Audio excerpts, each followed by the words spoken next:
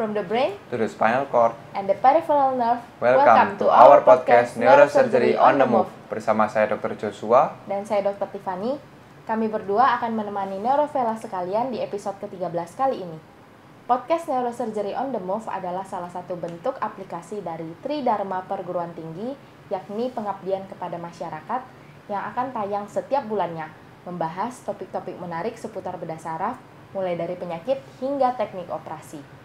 Tentunya akan ditemani oleh narasumber yang kece dan kompeten.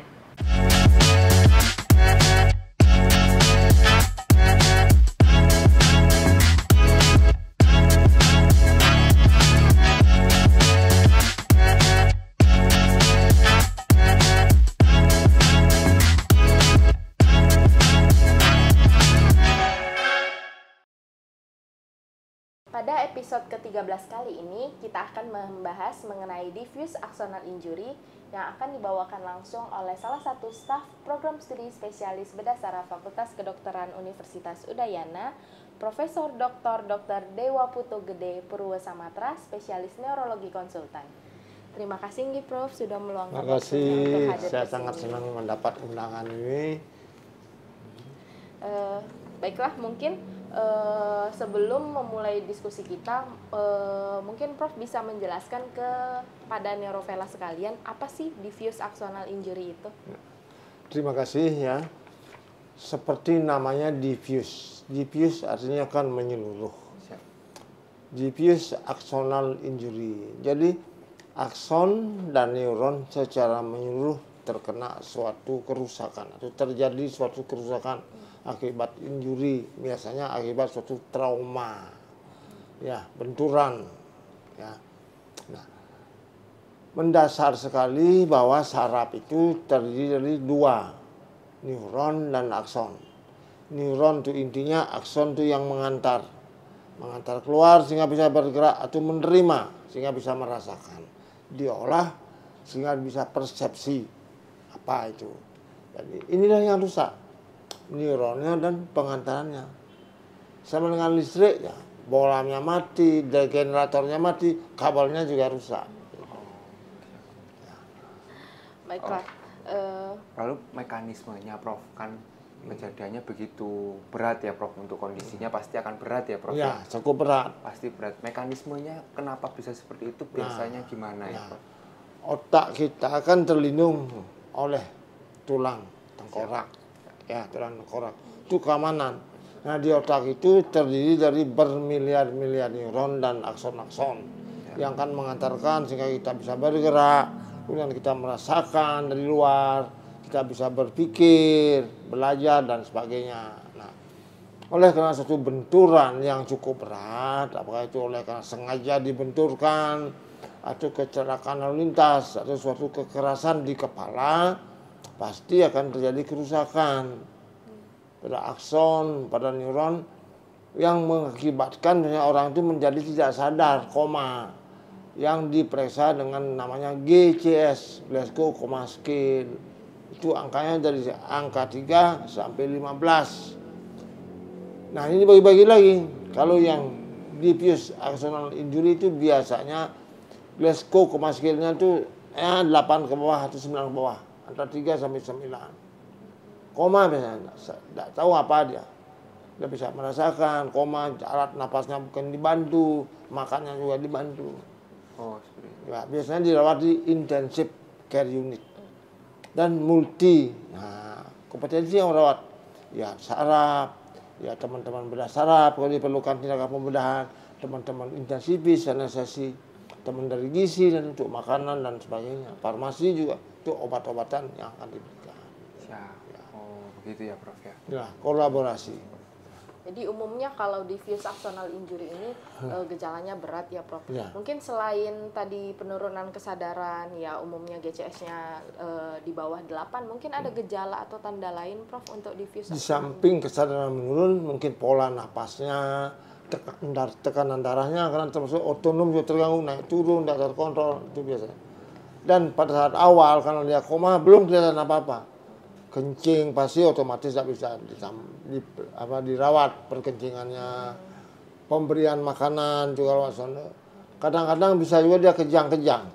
Nah, itu harus dihentikan. Belum kelihatan. Nanti kalau sudah mulai membaik GCS-nya, baru mulai kelihatan. Oh, kok satu tangan tak bergerak? Lumpuh. Oh, kok matanya tidak bisa bergerak? Mungkin kelainan pada mata. Jadi sebenarnya kelainannya bisa banyak, cuman karena pasiennya GCS-nya rendah atau kesadarannya turun, jadi nggak bisa kita periksa ya, Prof ya. Banyak organ karena pusatnya dan kabel-kabelnya itu yang terganggu. Banyak organ yang terkena.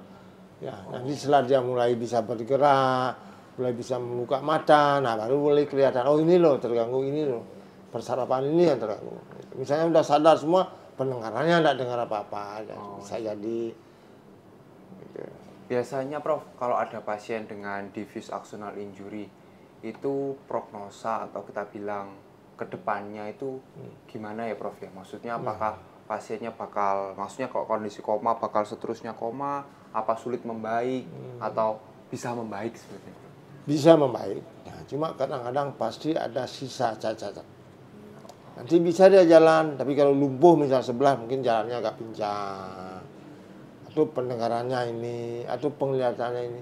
Kalau bagus semua jalan, bisa penglihatan bagus, cuma kadang-kadang berpikirnya dia.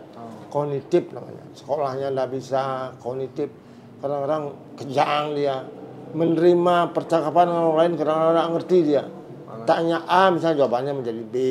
Gitu loh. Jadi seperti orang gangguan kejiwaan psikiatri. Ya, itu nextnya. Itu berlangsung lama Prof? Bakal berlangsung terus? Bisa sampai dia seumur-umur. Siap.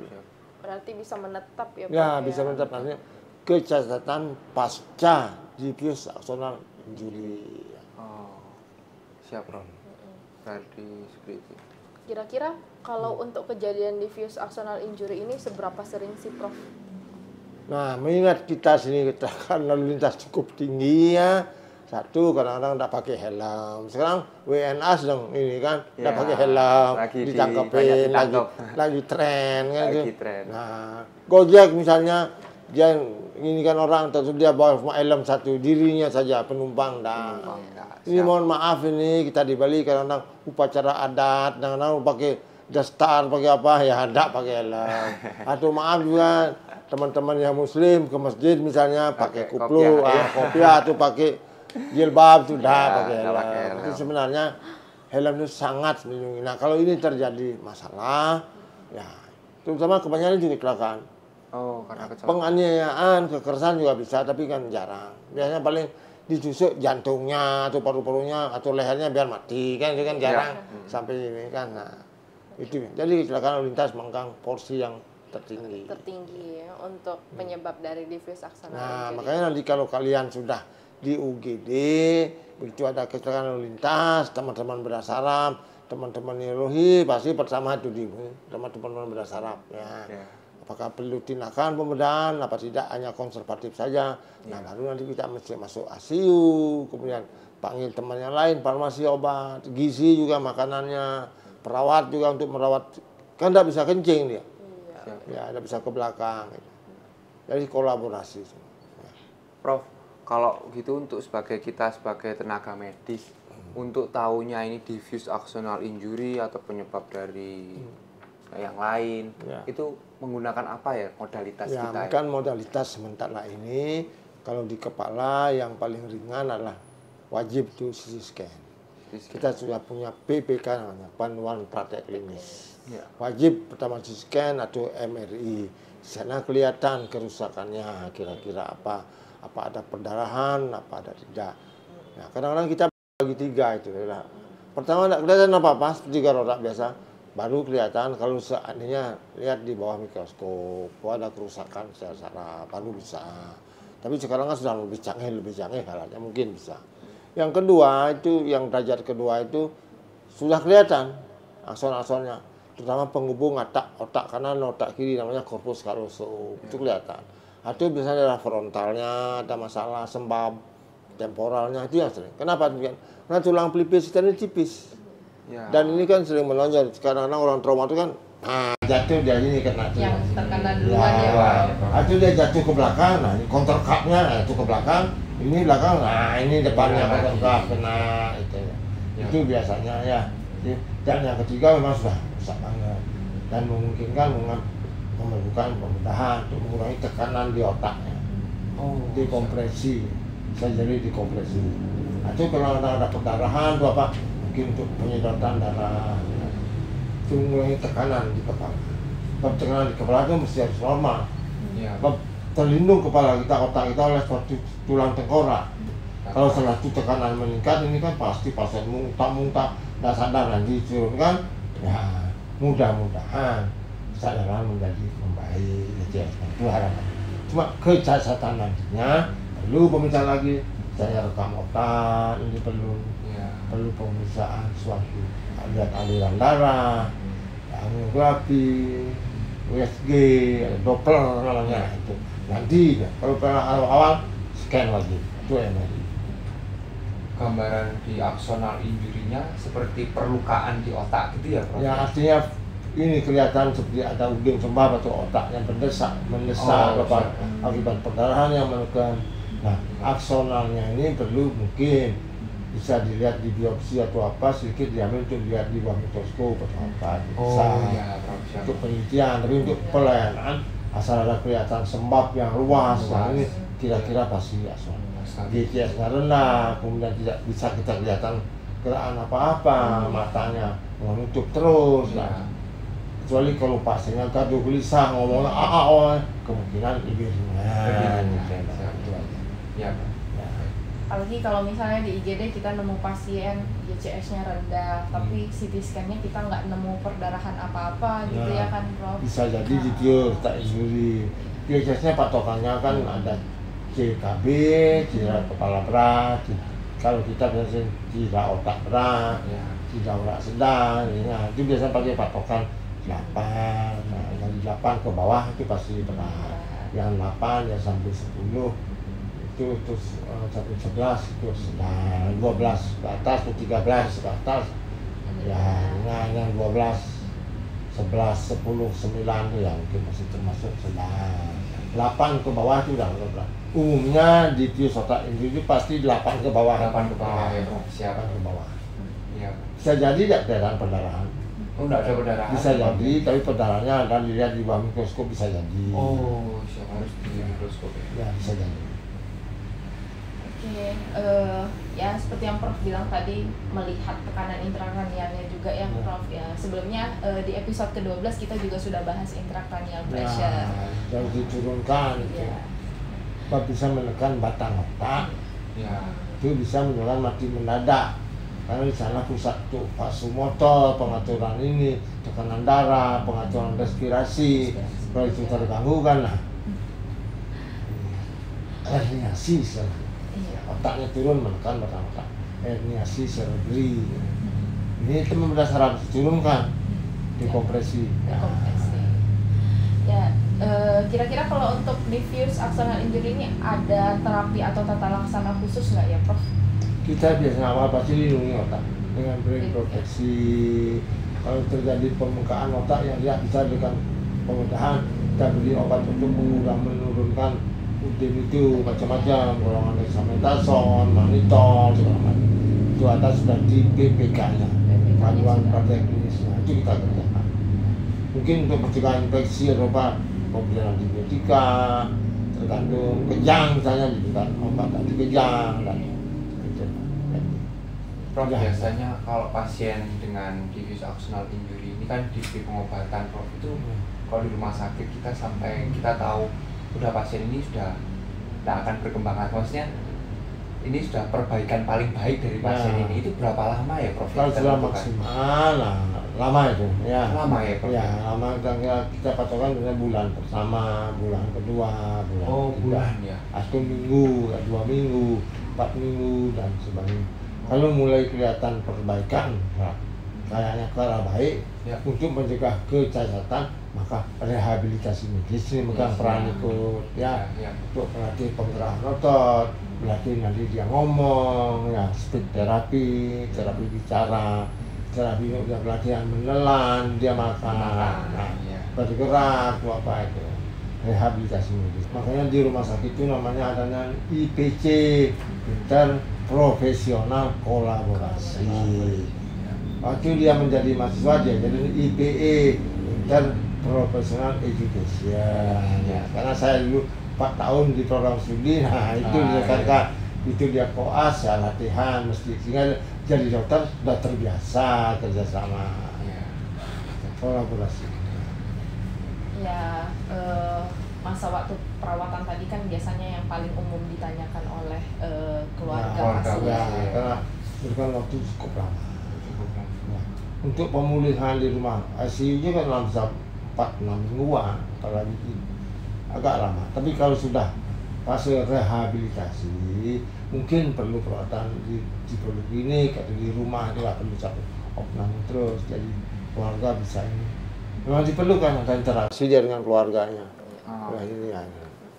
Asal sudah fase akut, bisa makan, bisa gini, sudah mobilisasi, rawat jalan lah. Tidak mesti lama-lama di rumah sakit. Kan biaya juga, asuransi juga, itu harus dipikirkan karena kita kan asuransi, biaya dan sebagainya. Ya, juga perawatan di ICU kan juga bukan sesuatu yang maksudnya dalam jangka waktu lama juga. Iya, tidak bagus. Karena di ICU kan, maaf ini di mana-mana pasti kumannya juga berseliweran. Iya, nanti dapat dada infeksi, terus mendapat infeksi ini karena dia mendapat kuman lebih berat ini, ya berat. Makanya begitu kita bisa mobilisasi atau apa biasanya pindahkan ke ruangan, bukan di intensif. Iya. Di sanalah nanti peran rehabilitasi medis dan peran keluarga ikut ini. Baik. Oke, mungkin kira-kira ada kesan atau pesan yang ingin disampaikan ke neurovela sekalian, Prof, mengenai diffuse brain injury, diffuse axonal injury. Memang untuk mencegah kerusakan ini tentu tolong jaga kepala ya dengan baik. Artinya kalau kita berlalu lintas karena mobilitas orang ini kan tinggi, tolong jaga keamanan. Bagi yang misalnya suka menyelam, diving juga tolong juga jaga keamanan pada waktu menyelam, apakah tekanan berbeda. Ya tentu kalau ada penganiayaan atau apa ya memang kita sulit sih gitu. Tapi kita sebagai manusia sebaiknya ada permasalahan sebaiknya dirulingkan dulu, jangan sampai kekerasan yang ditonjolkan. Yang penting itu berlalu lintas, terutama kendaraan roda 2 ya. Kalau kita di sini kan kendaraan roda 2 yang paling banyak. Untuk menyangkut mobilitas orang. Beda dengan di luar negeri. Di luar negeri negara maju itu roda 2-nya berada di sirkuit balapan aja ya. Karena kendaraan umum mereka udah nyaman. Baik. Jadi dari episode kali ini kita dapat simpulkan bahwa diffuse axonal injury itu salah satu akibat dari trauma kepala, yang salah satu penyebab dari akibat dari trauma kepala yang menyebabkan kondisi pasien menjadi buruk, menjadi lama perawatan sangat lama, membutuhkan perawatan sangat lama, dan juga pengobatan yang mungkin tidak bisa dilakukan oleh satu divisi, tapi harus bekerja sama dengan beberapa divisi. Dan untuk kedepannya bisa menimbulkan ada beberapa masih bisa cacat, ada yang mungkin butuh bantuan dari keluarga ya. Jadi saran dari dapat disimpulkan memang perlindungan untuk kepala, untuk yang berkendara bermotor itu sangat penting seperti itu. Ya Prof ya. Lagi kami ucapkan terima kasih kepada Profesor Dr. Dewa Putu Gede Purwosamatra, spesialis neurologi konsultan yang sudah meluangkan waktunya.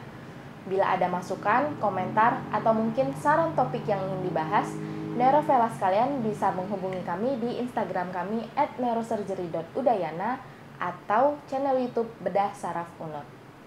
Jangan lupa like, komen, dan subscribe channel YouTube kami. Podcast Neurosurgery on the Move ini akan tayang setiap bulannya dan nantikan episode berikutnya. Saya Dr. Tiffany dan saya Dr. Joshua. Salam Neurosurgery on the Move.